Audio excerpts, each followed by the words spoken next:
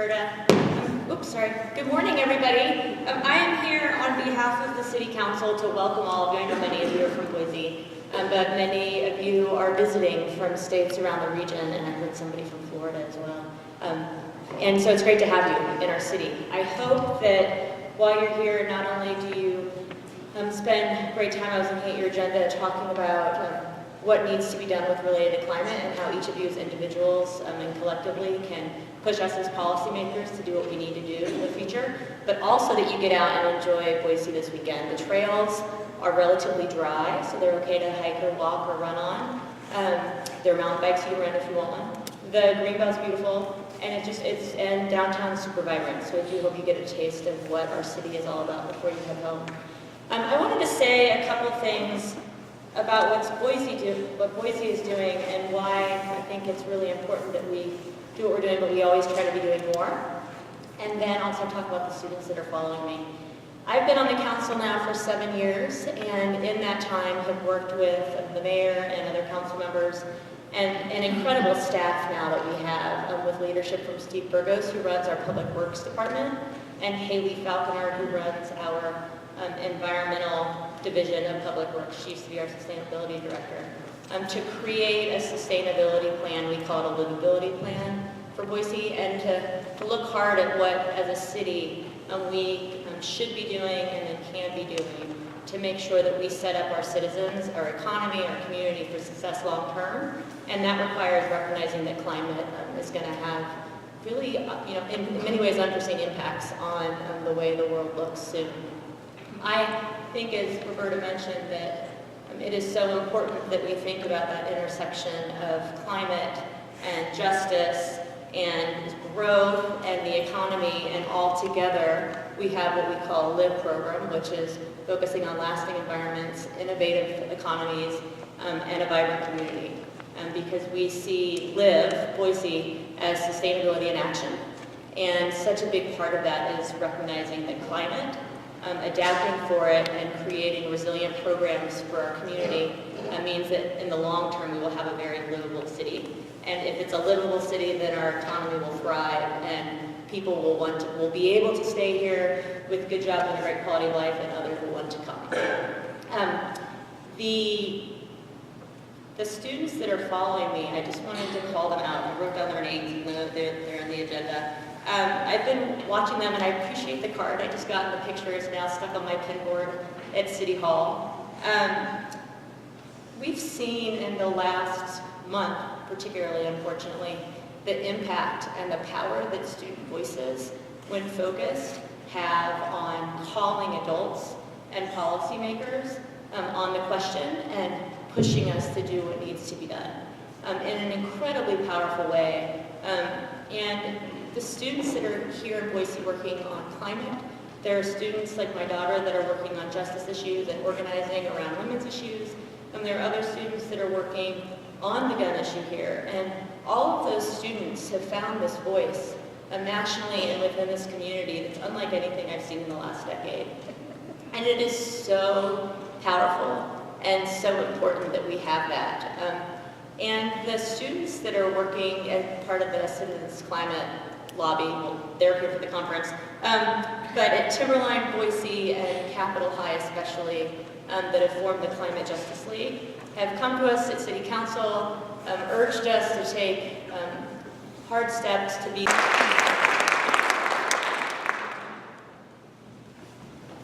thank you, Roberta. Oops, sorry. Good morning, everybody. I am here on behalf of the City Council to welcome all of you. I know many of you are from Boise, but many of you are visiting from states around the region, and I heard somebody from Florida as well. And so it's great to have you in our city. I hope that while you're here, not only do you spend great time, I was looking at your agenda, talking about what needs to be done with related to climate and how each of you as individuals and collectively can push us as policymakers to do what we need to do in the future, but also that you get out and enjoy Boise this weekend. The trails are relatively dry, so they're okay to hike or walk or run on. There are mountain bikes you can rent if you want one. The Greenbelt's beautiful, and downtown's super vibrant, so I do hope you get a taste of what our city is all about before you head home. I wanted to say a couple things about what Boise is doing and why I think it's really important that we do what we're doing, but we always try to be doing more. And then also talk about the students that are following me.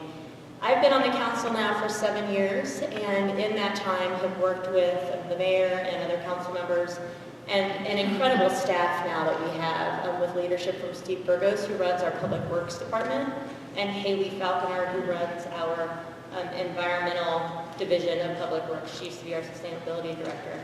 To create a sustainability plan, we call it a livability plan for Boise, and to look hard at what, as a city, we should be doing and then can be doing to make sure that we set up our citizens, our economy, our community for success long term. And that requires recognizing that climate is going to have really, in many ways, unforeseen impacts on the way the world looks soon. I think, as Roberta mentioned, that it is so important that we think about that intersection of climate and justice and growth and the economy, and all together we have what we call a LIVE program, which is focusing on lasting environments, innovative economies, and a vibrant community. Because we see LIVE, Boise, as sustainability in action. And such a big part of that is recognizing that climate, adapting for it, and creating resilient programs for our community means that in the long term we will have a very livable city. And if it's a livable city, then our economy will thrive, and people will be able to stay here with good jobs and a great quality of life, and others will want to come. The students that are following me, I just wanted to call them out. I wrote down their names, even though they're in the agenda. I've been watching them, and I appreciate the card I just got. The picture is now stuck on my pinboard at City Hall. We've seen in the last month, particularly, unfortunately, the impact and the power that student voices, when focused, have on calling adults and policymakers on the question and pushing us to do what needs to be done in an incredibly powerful way.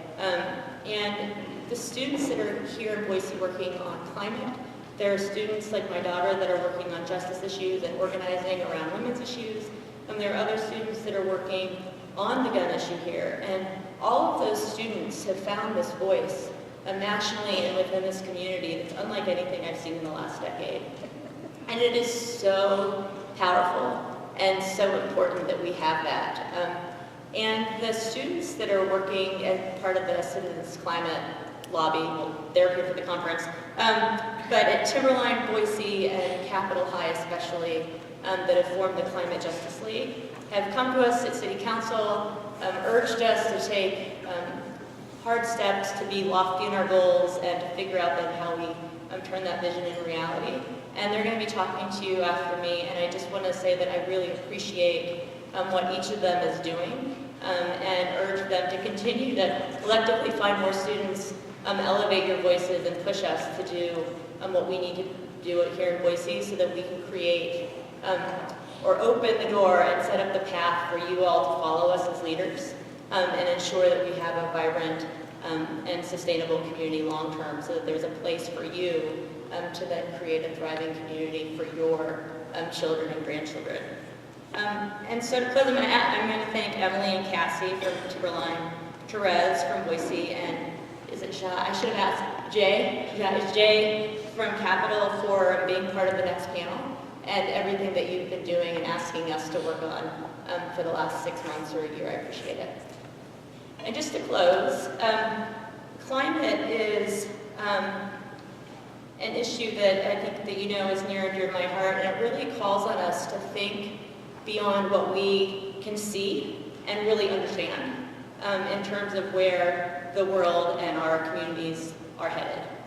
And it requires us to take steps that, as policymakers, that aren't necessarily always comfortable, because we have to recognize that, one, there's a problem, two, in many ways we were part of it, but then that's so important because, three, we can address it and create solutions that'll help us thrive long term. And so I really, really believe that coming up with a solid energy plan for the city, which we're currently working on, and turning that vision into reality. I'm working on water, and we've actually renamed our sewer program, the water renewal department, coming up with, and we all call it water renewal now, coming up with a water strategy, an energy strategy, and at the end of the day, recognizing that tough growth decisions that require us to build tight and up, as opposed to kind of large open and out, have the impact on, like, will have long-term impact on setting up our community for success. Even though from time to time, especially with growth issues, it's so hard to tell that story and link it to climate and then help the community recognize that as we grow, our growth patterns are changing and that there's a long reason we need to do that. But I look forward to working with all of you, especially those of you that live here and the students that will be here for a long time, I hope, on creating an even more livable city than we have right now. And at every opportunity that we have, looking at the impact of energy and the decisions we make on the long-term livability of Boise. And so thank you for coming, and do appreciate that you're spending so much time on weekend here, but then particularly that you're spending so much time either personally or professionally working hard to get policymakers to take action on what I think is one of the most important and key issues of our time. So thank you very much.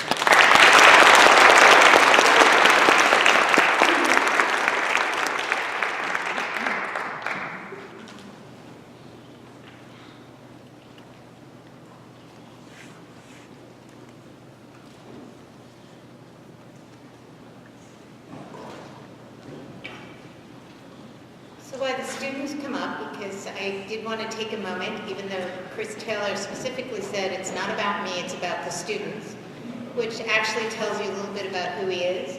As a resident of the state of Idaho, I've watched the curriculum dramedy in the last 3 years, and I've watched him testify in front of our state house, and I was duly awed. So I did want to just tell you a little bit about him.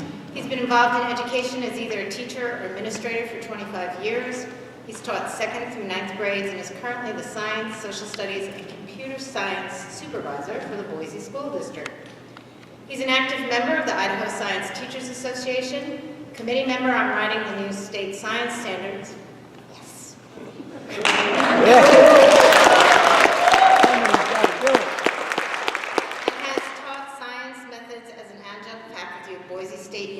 For over 8 years.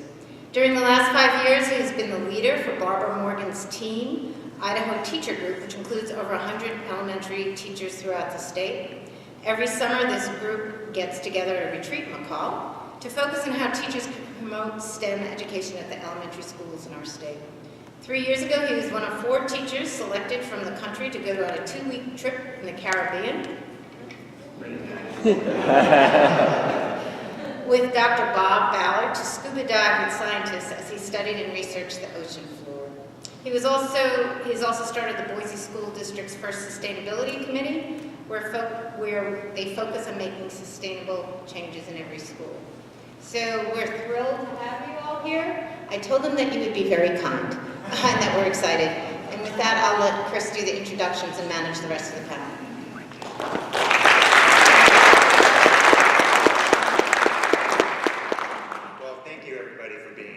I just have to say, just the connection I've had with a few of you already this morning, I love hearing about your passion.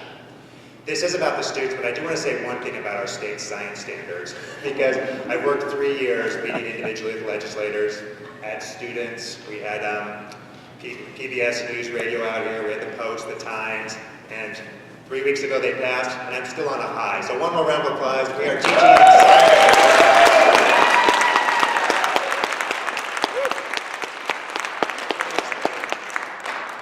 These 4 students have been instrumental with me this year and previous years as well, just promoting science education, climate education, and just the whole idea of sustainability.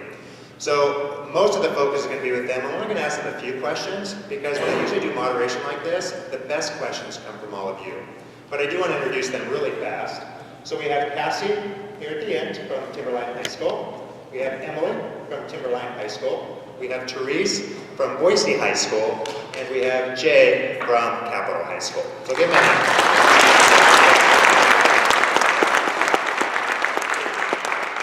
One of the reasons we chose these 4 students is the last 10 weeks, they have been on a fellowship to learn more about climate justice. And I'm going to have them share to start with just a couple minutes about themselves, and then I also want them to tell them about one project that they have worked on that they have been really passionate about. So we'll start with Cassie. Hi, I'm Cassie Kenyon. I'm a senior, and I got involved. I've been born and raised in Idaho, and I spent my summers backpacking in sawtooths and white clouds and Hawaii's, and so I just really learned to love Idaho and Idaho's nature. And this year, I mainly started to get involved because it was the first year that I faced opposition in climate, because I feel as if I have grown up in this bubble where I always believed in climate change and knew it was a problem, and I knew opposition was out there, I just didn't have direct experiences with it. And then this year I've had a lot of direct experiences where people have told me climate change isn't real and things like that, and it motivated me to become more involved. And Casey from the Sierra Club came and talked to my teacher, Mrs. Stutzman, and so they were really influential in that, and so that's kind of my story. And the project that I'm talking about is the winter gathering that we went on in Atlanta, Georgia. And we just, while we were there, we learned about grassroots organization, and we also learned about how to tell our story of selves and how to use that in our organization. And also we went through this anti-oppression seminar, which was, I really enjoyed it, and I know everyone who went really enjoyed it, and it was eye-opening. And we also learned that you need to start from the bottom up instead of top down organization. So you really have to get to know the community that you're in and their problems and how it can lead to better solutions that way. Thank you very much. One other thing I'd like to add with Cassie is when we were down there doing some testifying, she has a personal story that just made a huge difference when we were talking to legislators. And being in charge of not just science but also social studies, we talk a lot about civility. She was brilliant in that as well, so thank you, Cassie. Next is Emily. My name is Emily Herr. I'm a senior at Timberline, and I got involved with all of this when I joined the Climate Justice League. One of the big things that I've been working on lately is the science standards, which was amazing that they finally went through after 3 years of rejection and revision. And so some of the stuff that I've done to promote the science standards is we did a petition, we made a petition. We launched it 3 days before we testified in front of the House, and I was supposed to turn it over during my testimony. So we had 3 days to get 1,000 signatures, and we exceeded our goal. And then I testified. Yeah, it was awesome. And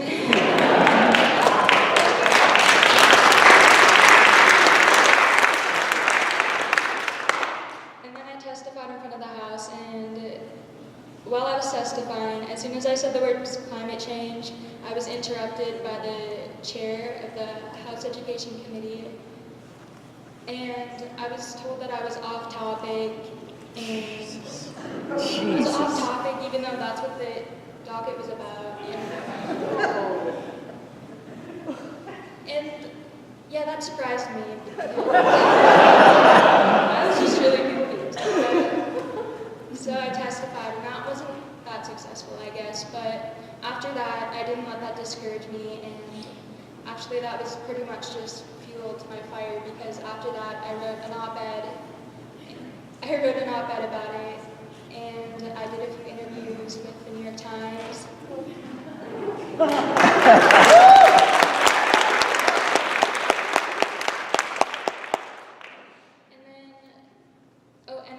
just read with Boise Weekly, and after that, we still had a chance to get the science standards passed because they actually didn't pass the House in full. The House passed the science standards, but they removed all the supporting content, which was really the heart of the standards. So we still had a chance in the Senate, so we went back and we testified, and luckily the Senate passed them, and they didn't pass them on party lines or anything, it was really cool.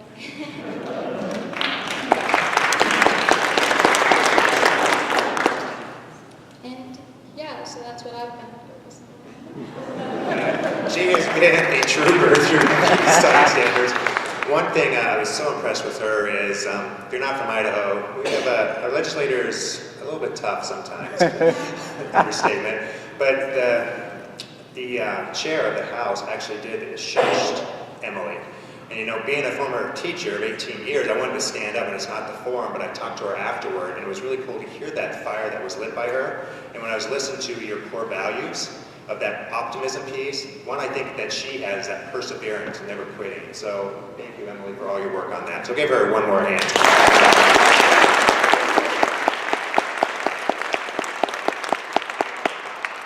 All right, next is Therese from Boise High School.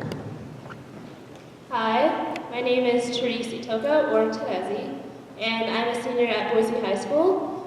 And I got involved with climate justice and climate work because of my background and where I'm coming from. I was born in the Democratic Republic of Congo, and after leaving a nation where there's a lot of crisis due to war and conflict, another issue that can be prevalent and that can be impacting them is climate change as well. And I just didn't think that it was fair to a place that's built with so much burden already to have them face an issue that they're not even really causing as us here in our industrialized nations. And being president of our humanitarian club, we really focus on human rights and humanitarian issues. And I wanted to branch out and start working on climate justice and climate change issues, because climate change is not just a political issue, it's not an environmental issue. It is a human issue, and it is affecting us as humans. And so that led me to get involved with the Climate Justice League and start working on climate justice issues and environmental racism, and working to fight these issues that are going to affect me, my peers, my family back home, and everyone in the world. And we are now, after the science standards and the other work that we've done, we're working on Ready for 100% Clean Energy, which you can see on our shirts. And it's a campaign to push Boise to become 100% clean energy, renewable energy by 2030. And we've been working with Steve Burgos and the president, Lauren McClain, who just spoke, and pushing to make Boise a city that uses the environment in a friendly way with solar power as well, hooked into any of the panels earlier today, and also just renewable energy, and working to move this way through the just transition, and focusing on those communities and people like myself who are either seen as a minority or in the low-income section, to make sure that when we move to this transition, that we include everyone in the conversation, that we don't leave those behind, and we have an environment where everyone has that equal opportunity to live in a renewable and safe climate.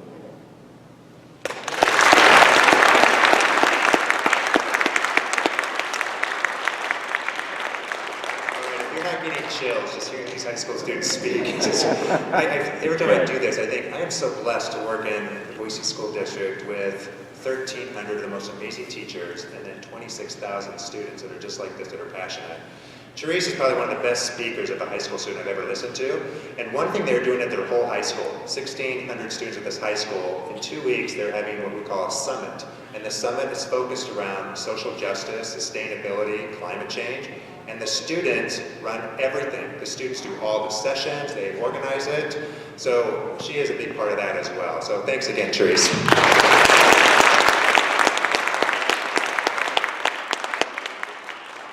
And finally at the end, we have Jay from Capitol High School.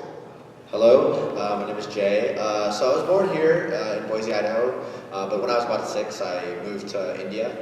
Lived there for 4 years, and then I came back from my dad. My dad brought us back, and ever since I've been living here. And so my sophomore year or junior year of high school in Capital High School, I took a class called AP Environmental Science.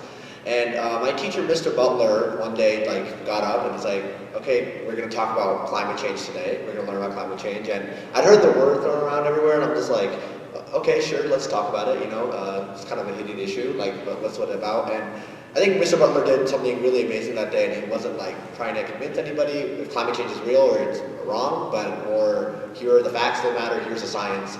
Make your decision for yourself. I think it's a huge issue. And after that day, I was left empowered and totally I need to do something in my community to help or do anything.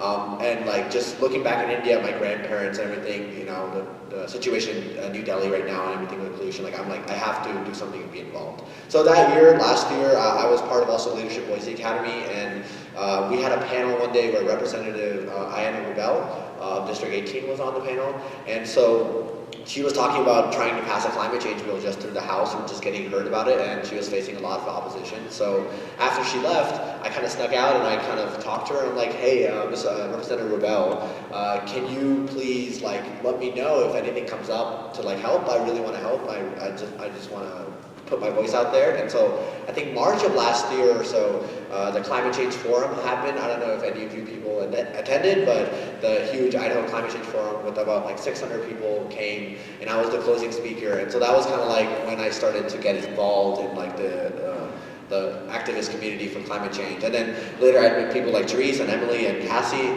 and we kind of formed the Climate Justice League last year. And I think November of last year, we kind of took it upon us where they were having the final negotiations for the Paris Accords, and Trump has decided to pull the U.S. out of it. And so November 18th was the last day they were discussing it with the UN. And so I think 25 other states were holding a conference where we're all going to come together at the Capitol. Sure, you're leaving the Paris Accords, which we think are very important. Every single country's on there, even North Korea, and the U.S. is not going to be the one on there. So you can leave, but we're all united.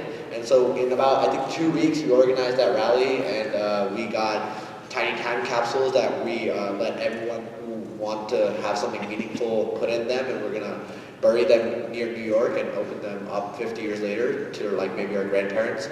And so me and Therese, I think, spoke at that Capitol that day. Even though 30, 40, it wasn't a huge rally or something, I think it was very meaningful to us, and it was something that we thought we could make a bigger difference.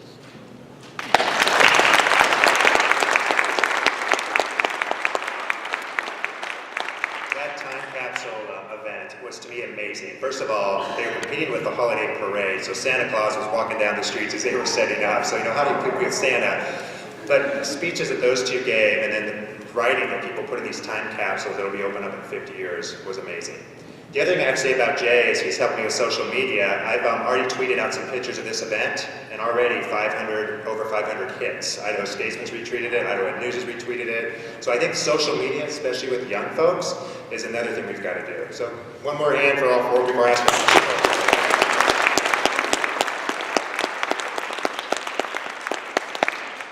So I just have two questions I'm going to ask, and then I'll open it up to all you. My first question is, how can we get more students actively involved in your guys' passion in this mission, and what does that look like? And it's open to any of you. So I believe that getting students involved, you have to work to find an issue that they find important as well. And so whether it be using an environmental lens or some economic lens or a human rights lens, it's finding what they are interested in and then providing them with a platform to use their ability and their skills, because everyone is blessed with their own skill, and if you give them a place and give them a part where they feel that they're also making an impact, you can gather a lot of students to support your cause and support what you're really fighting for. I think it was mentioned earlier, but I think students sometimes fail to realize how much power they have, and I think us, for doing all the work we have, we've kind of realized okay, we do have a voice, and it might not seem like that, and I think that's the students need themselves. I found my passion through my class. Mr. Butler made me empowered. I think parents also just need to encourage their kids or anything whatever you feel strongly about doesn't matter. You can go out and do it, and you can make a direct difference. And you just have to find out ways. You know, in the day of social media and so much internet, you can find ways you can make a difference in anything you really want to change. You can find people who are supporting it, who are against you, and you can write them emails and call them and stuff like that. I also think if students want to get involved, like it's really important to just find a group that you can work with, like using people. It's just so good to have a circle, and then because I feel like that's also really empowering, and that gives you a voice as well.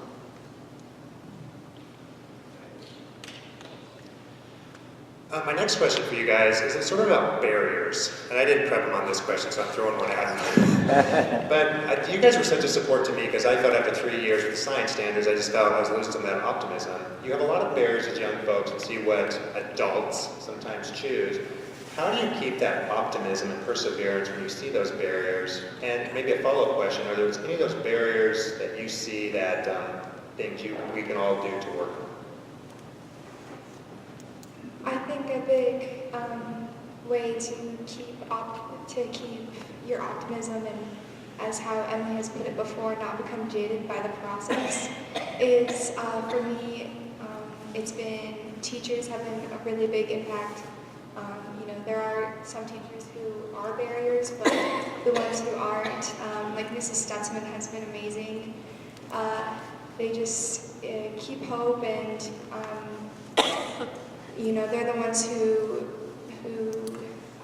kind of reach out for you, and you know, she's helped find the Climate Justice League, and so as what Emily said to the last question, finding a group, because groups can be really empowering and optimistic, and so yeah. I think what really keeps me motivated, at least, is always thinking about like the next generation, even after me. You know, if we look back and you know they look at the history and they're like, "Oh, Jay, you had a chance to speak up or you know go further and stuff. You know, why didn't you?" And you know, I don't want to be filled with that regret. I don't want that question, and I have no answer for if someone asked that to me. So I just want to. I feel like even when it looks grim, like when Emily or Therese and Cassie were just like declined in the House, and they said like when they brought up climate change and they were shut down. It feels terrible. It feels terrible. Like why try even? Like they're gonna shut us down every time we talk about it. But you know, Emily went to write an op-ed, and we all kind of campaigned and went to the Senate. You know, I think steps like that has to be look. You know. We were hit down, but you know it's not about how hard you fall, but how fast you can get back up. Also doing this kind of work, or just anything in general, you really have to have resiliency and be able to bounce back from things that can really stop you. I did mention my background before, but even for any student, there's a lot of things that you've grown up with that are barriers, and even in Idaho, specifically being a minority, and also as a student, there's things that will stop you or will, negatively impact you. But you turn that around and you use that to keep fighting and to keep pushing for what's right and what's important to you. And it's knowing that my future kids and the future generation will have a better life and will have more opportunities if we do something now. And it's also having the support from our teachers and our mentors, and when you have like a bad day, just sitting down and having someone to talk to listen to what's going on in your life, and then also having that support to keep going for what you're really passionate about. And also remembering that nevertheless, she persisted.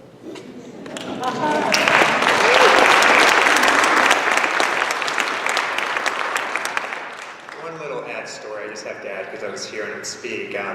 And they were talking about Mrs. Stutzman and Mrs. Lockwood. Will you two just stand up? Mrs. Stutzman and Mrs. Lockwood, two of my amazing teachers.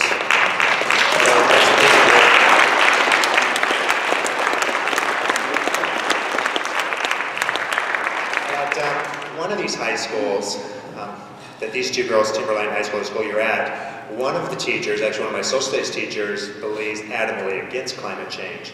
And it was actually interesting. At first I was really upset about it. But it was neat that the students could hear his perspective, go talk to Mrs. Stutzman, and then start looking at some data, looking at some research, and then they were able to go back and have these conversations, these hard conversations with them. So sometimes I love that perseverance word. I think sometimes you get that thing that stops you, but you keep going. My last question for you, and I can definitely ask more, but I want to see what questions from the audience, is a little bit about what your plans are in the future. You guys are almost ready to graduate, not too much longer. What do you guys think about the future with this whole role of activism? And just maybe share some of your future thoughts. We'll start with Cassie. So one of my future plans is whatever college I plan to go to, I want to learn, kind of take the things that we learned in Atlanta and implement them, and so just get to know the town or city and find what problems exist there, and kind of find groups there who are already working on those projects and kind of help them campaign, and so hopefully I'll find something. Yeah, pretty similar to Cassie. Like wherever I go to college, I'm gonna keep doing this work, and just whenever I am faced with like injustices or problems like this, like it's just so important to speak up, because just one voice, like it doesn't seem like a lot, but that's how everything starts, you know. And we all have to speak up, like when we see something. So no matter what, I'm just gonna keep doing this.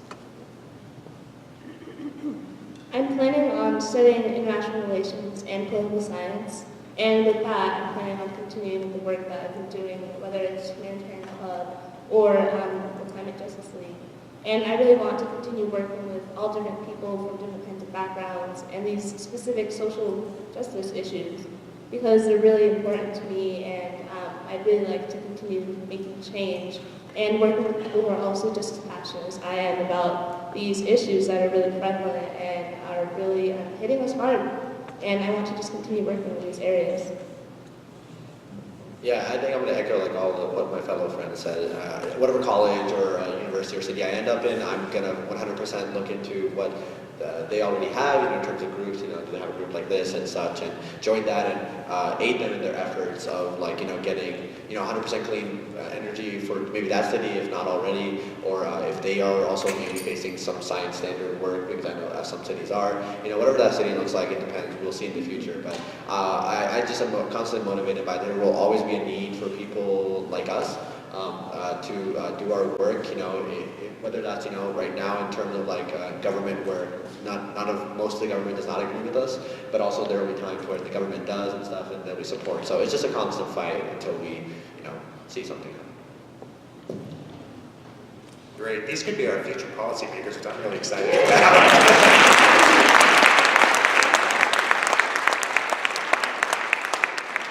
All right, let me open up to questions. I know you can also go to slido.com. Some questions, or we have the two mics that are open up here for our 4 young ones.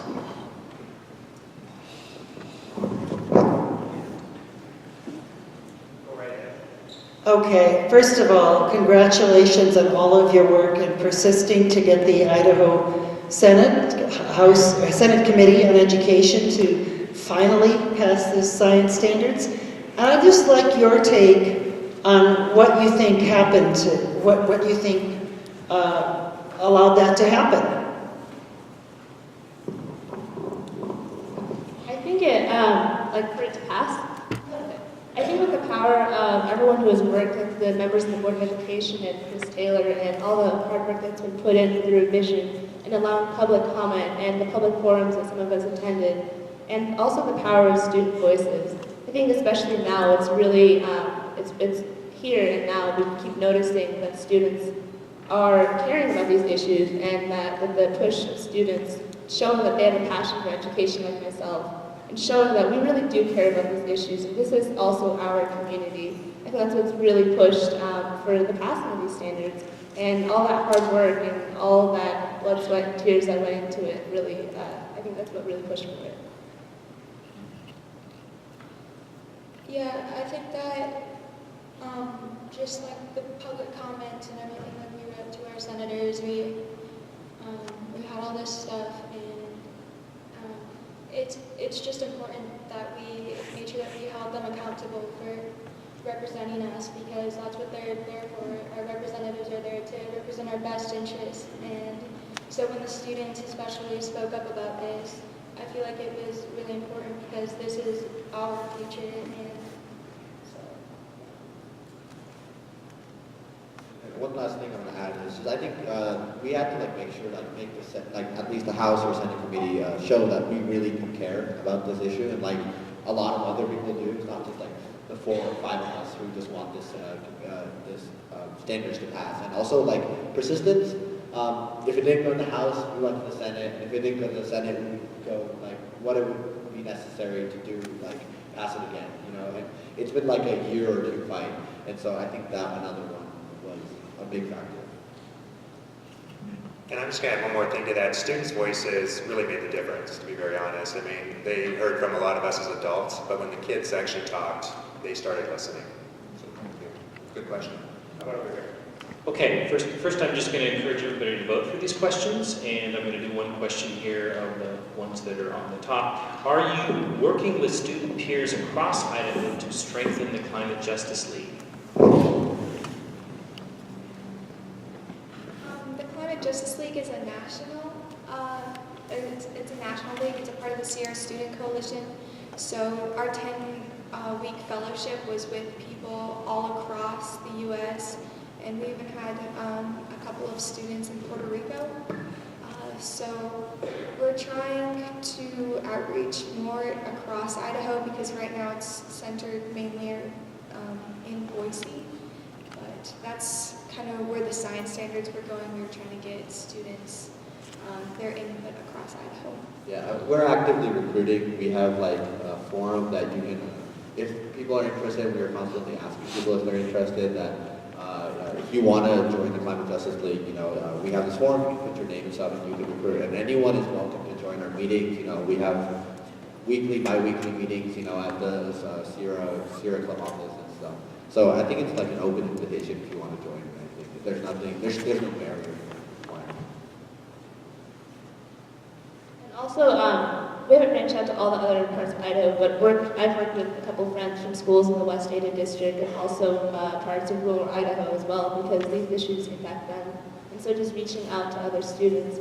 We're also at the summit that Chris Taylor mentioned that we do at Boise High. Adam and I are doing a presentation on the Climate Justice League and pushing for other students to also be aware of what work that we've done and what work we plan to do, and the work that they can also be a part of, so that they can join our group too.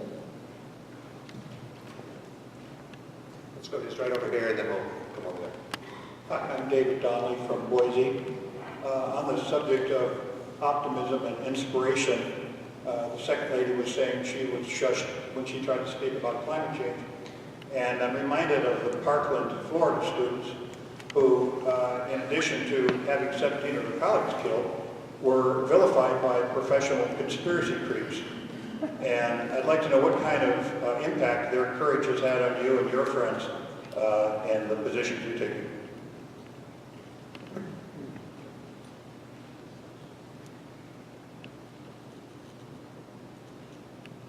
It is just it has empowered me even more to speak out on these topics, whether it's climate change, gun control, anything that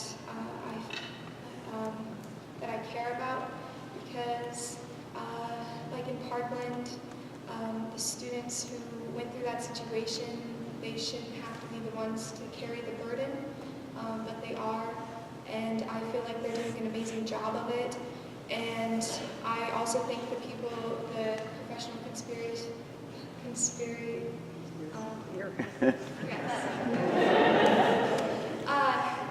I think that pushback has just empowered them even more. I think it's just kind of made them mad a little, rightfully so. And so I think they can be a role model for all of us on how to get your agenda across. Nice. Another thing that some of these students are involved with, on March 14th, which is a national day just for students to talk about the happenings in Florida, 100 students from Capitol High School are actually putting on a civility talk at Boise State University, and I will be there with them and just sort of talking about this issue, but in a civil way. So that's a pretty neat thing as well. How about over on this side? Any questions? I do have a question actually, and I'm moderating, so you can take it next. So I have a passion in involving more youth in Citizens Climate Lobby, and I'm wondering if there's anything that you've experienced this weekend or in your past experience, potential experience with Citizens Climate Lobby, that you see that we may use as CCL volunteers to help engage more youth in our process, in our midst. Could be an on-the-spot question because I don't know how much experience you have with CCL. I think well, I think like making major changes, like sometimes like taking the steps we are comes mostly from internal motivation, but like sometimes you can generate that internal motivation. I think a lot of times high schoolers are really concerned with like volunteering or resume building. You know, they're going to apply to colleges and stuff. You know, they want to maybe put something on there. So if you offer opportunities that are going to maybe look good on that we do, you know, and like you put us for, and like it's going to look good on a resume, or even add volunteer hours, or even lead us to bigger opportunities like, oh, come join, and there'll be legislators there, you can get a first-hand experience and talk to these people, and then, you know, explore your options. I think that's a very big motivation for maybe my friends or stuff, and I certainly know if I saw that and I wasn't part of the work I'm doing, I would look into that. I think it's also providing like a platform for the students and providing them also with their own voice to share how they're passionate about issues like the Citizens Climate Lobby, and having that bipartisan, not that non-bipartisan area, I think also works because as students are figuring out, what kind of either party they fit in or seeing if they're branching out, separating from their parents, I think it's also important that as this group has that space for students to just work on something they're passionate about, regardless of their affiliation, and just giving them that space to use their voices as well, I think is a great way to engage other students. Good answer. I think that platform's a huge thing. We try in our district to give students that platform that they can have these summits, these conversations. So good answers. But over here. All right, this is a popular one, and it's a good one too. So, have you been able to have a student who was a climate denier change their mind because of your information and inspiration?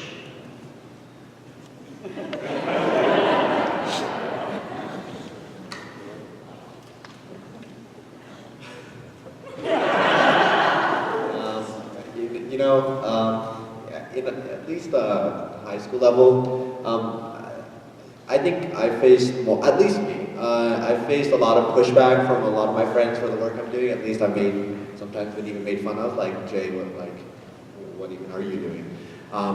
And I don't think I've successfully made people go from like climate denier to like totally with me. But I certainly have put them in the state of mind that they question their stance on it. You know, they more like, you know, if a guy like us, you know, are like so committed to this one cause, there must be something there. We're not like crazy, right? We're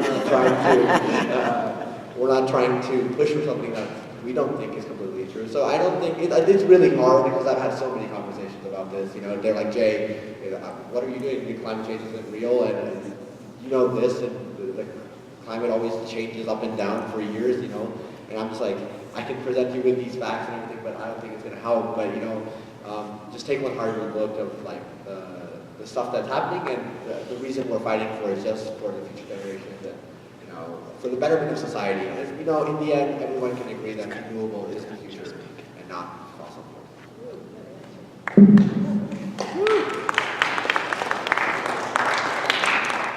I don't know if I've ever changed anybody's mind about it, but I feel like having the science standards now will have more people be more accepting of like, that this is a reality, because I feel like a lot of the uncertainty starts because they don't know about it, like they don't understand it.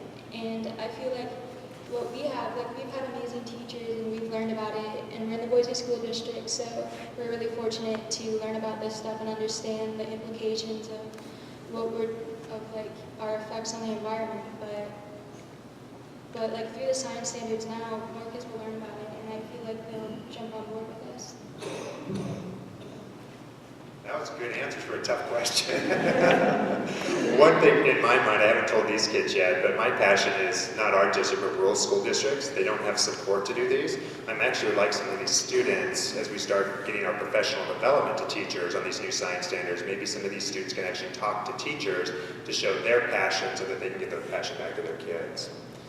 How about over on this side over here?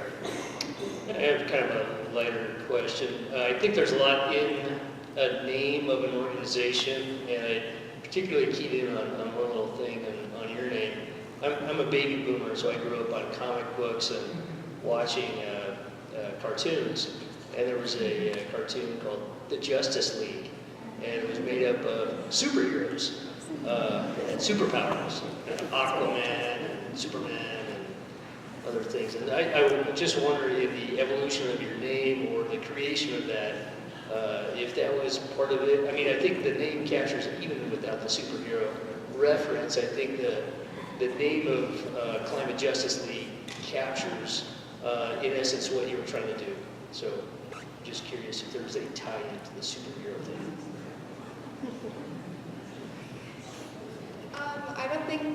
I don't know the origin of the name. It's a national name, so we have no control over it. So who knows, it may have superhero ties. Yeah. When Therese and I were recording a podcast for Important Unimportant, it's coming out this Tuesday, Therese and I are featured in it. We were talking about the Climate Justice League, and they asked us if we were going to be any superhero from the Justice League, who would we be? And so I guess it's a good tie-in. You know, I think we made some references to, like, you know, upholding what we think is right and doing what's needed. So it's a good tie-in. Climate Justice League, you know, for like what the Justice League stands for. But in terms of superheroes and what we're trying to do, are we superheroes? That's up to our opinion.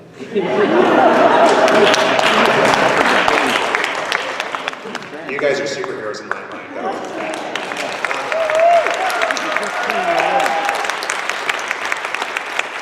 We have time for a couple more questions, but that was a perfect lead question that I would like Roberta to introduce somebody. So I was going to save this to the end, but Casey Mattoon, would you come up here, please?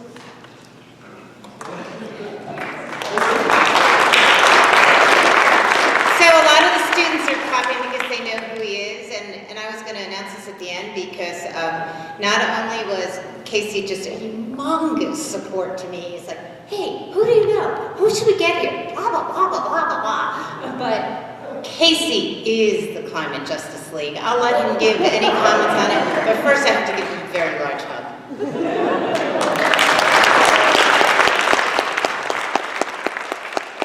He also is the best elevator speech person ever.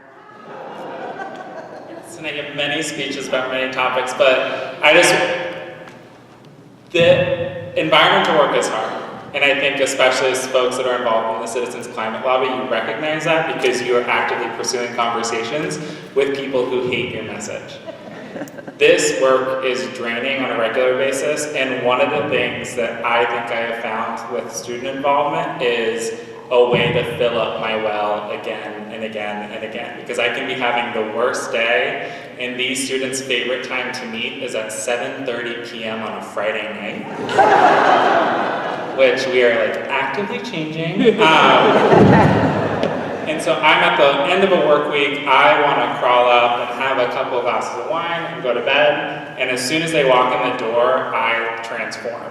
And it's because of the energy that they bring into the room. So the Climate Justice League is ran by the Sierra Student Coalition, and I want to say it's nationally run, it's students around the country, but Idaho in particular has been an example. We had the largest amount of students who participated in the first semester of any state in the entire country.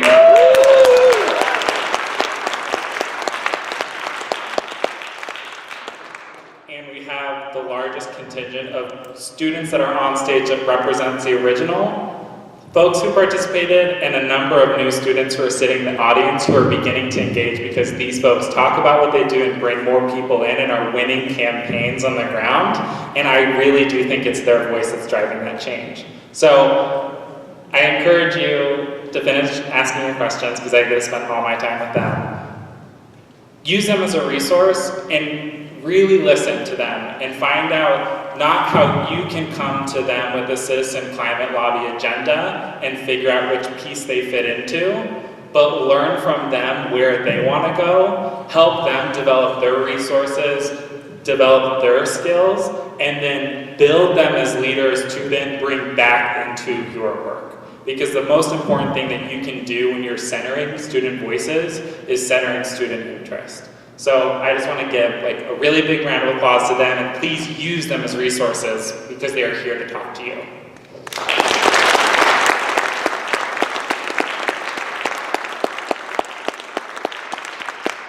All right, we have time for just a couple more questions. Let's go right over here. In the climate change community, there's a pretty strong sentiment that one shouldn't talk too much about how scary climate change could be. Do you find that to be true in the student community? Do you find that it's not a good idea to talk about the scary futures that climate change may lead to?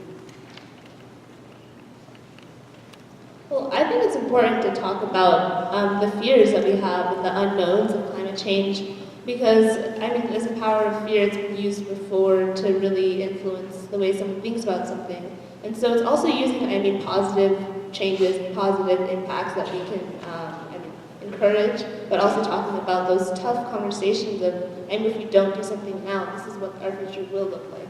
So we do address fear time again. I think for the students at least, I think fear is a big motivation. Just take example high school. Don't study for a test, you'll get an F. So I present all these things that climate change might lead to, and I think it's been a big motivation for me. I don't want to, especially if we're young, we're gonna deal with a lot of, if we don't do anything to stop climate change, we're gonna deal with a lot of the big after effects of climate change. And if we don't push that and tell people about it, people are not going to realize until it's way too late, 50 years in the future. So I think it's actually fairly important to talk about, what it might lead to so that we can stop it. I think it is important to talk about the scary situation that we're in, but I think it's also important to talk about solutions to those, because that is what motivates students even more, is because then they strive to achieve those solutions. And it kind of gives them hope. And yes, we are in a scary situation, but we also have to work to get out of that situation. Good answers. And I think that solution piece is a big piece we try to do as educators too.